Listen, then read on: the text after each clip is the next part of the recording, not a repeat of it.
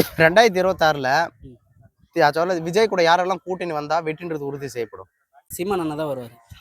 சீமான் அண்ணன் முதலமைச்சரா வருவாரா? இல்ல கூட்டணியே வருவாரு.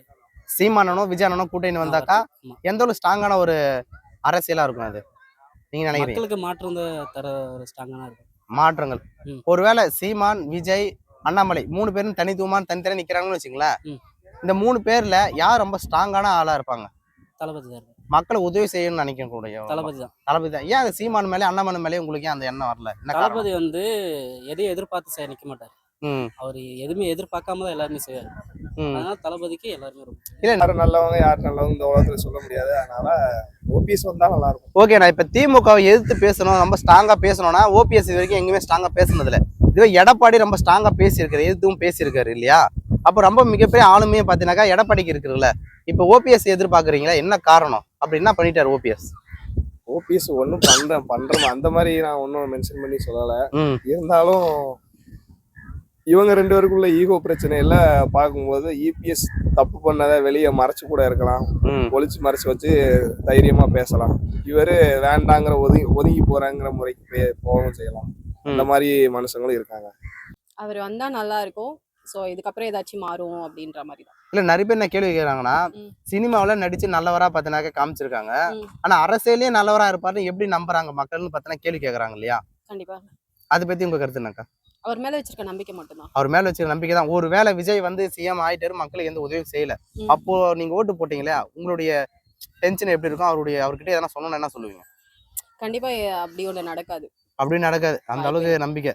2026ல யார் முதலமைச்சர் வரணும்னு நீங்க நினைக்கிறீங்க? விஜய். எதனால விஜய் வரணும்? வந்தா நல்லா இருக்கும். அவர் வந்தா நல்லா இருக்கும். ஓகே, விஜய் இப்படி வந்துட்டாருன்னா சோ யாருக்கெல்லாம் பெரிய பாதிப்பு? உங்களுக்கு என்ன தோணுதோ அது பேசுங்க, தப்பு இல்ல. 2026ல யார் முதலமைச்சரா வரணும்னு நீங்க நினைக்கிறீங்க? எப்பவுமே தளபதி. தளபதி தான். எதனால தளபதி? ஏன் வரணும்? தளபதினா எல்லாருக்கும் நல்லது செய்யறாரு. எனக்கு தெரிஞ்சு எல்லாமே நல்லதே பண்ணிருக்காரு. இது வரைக்கும் என்னென்ன நல்லதெல்லாம் செஞ்சிருக்காரு உங்களுக்கு தெரிஞ்சு? எனக்கு தெரிஞ்சு இந்த மீனவருக்கு அந்த இதுக்கு போயிருக்காரு. மீனவருக்கு போராட போயிருக்காரா? போராட போயிருக்காரு. ரெண்டாவது நம்ம கேரளால வெள்ளம் அந்த மாதிரி எதனா வந்ததுக்கு எதனா விஷயத்துக்கு எல்லாத்தையுமே பண்றாரு. 2026ல யார் முதலமைச்சர் வரணும்னு நீங்க நினைக்கிறீங்க? யார் வந்தாலும் ஓகே தான். இருந்தாலும் எனக்கு நான் ஆசைப்படுறது திரும்பியும் ஏடிஎம்கே கட்சியில அம்மா விட்டு போன கட்சியில யாராச்சும் ஒருத்தர் வந்தா நல்லா தான் இருக்கும். ஓகே, அதுல ஓபிஎஸ், இபிஎஸ், எடப்பாடி, அம்மா சின்னம்மா அவங்கள யார் வரணும்னு நீங்க நினைக்கிறீங்க? ஓபிஎஸ் வந்தாலும் நல்லா தான் இருக்கும். ஓபிஎஸ். அப்ப எடப்பாடிக்கு அரசியல் பண்ண தெரியலன்னு ஒத்துக்கலாமா? அப்படிலாம் சொல்ல முடியாதுண்ணே. அப்படி சொல்ல முடியாது.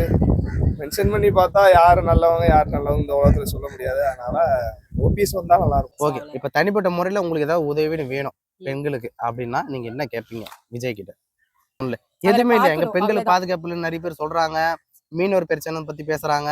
அது அவர் எல்லாமே செஞ்சுக்கிட்டு தானே இருக்காரு. சோ அதனால ஏன்னா பெண்களுக்கு இங்க நிறைய பிரச்சனை நடக்குதுன்னு பார்த்தா நிறைய பேர் சொல்லிட்டு இருக்காங்க, ஆனா எந்த ஒரு பிரச்சனை இல்லைன்னு சொல்றீங்களே, அதனால கேட்கிறேன். பிரச்சனை இல்லைன்னு நான் சொல்லல. அது அவர் வந்தா எல்லாம் மாத்திடுவாரு. நான் ஒரு பிரச்சனையை போய் சொல்ல முடியாதுல்ல. இங்க இது நடக்குது அது நடக்குது அவங்களுக்கு தெரியாதது ஒண்ணும் கிடையாதுல்ல. ஓகே, நான் இப்ப ஓபிஎஸ் இருக்காருல்ல, அவர் ஸ்ட்ராங்கா இது வரைக்கும் எதனா பேசுனது நீங்க பாத்துருக்கீங்களா திமுகவை? இல்ல நான் பார்த்தேன். இவங்க பிரிஞ்சிருக்கிறதுனால திமுக மிகப்பெரிய வலுவான ஒரு சக்தியா மாறிச்சுல்ல, அதை பத்தி என்ன நினைக்கிறீங்க?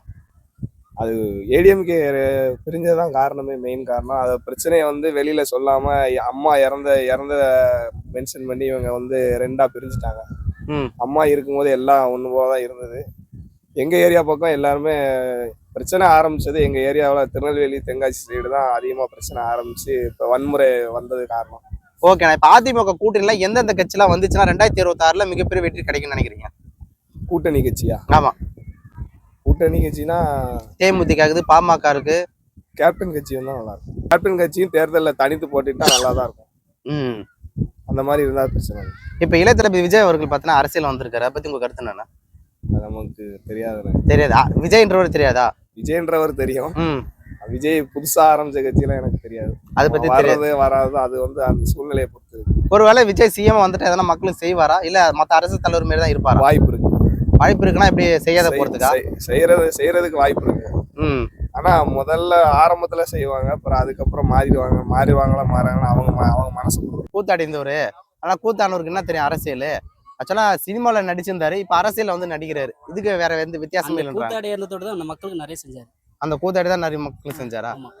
ஓகேண்ணா, நன்றிண்ணா, சூப்பர்ண்ணா.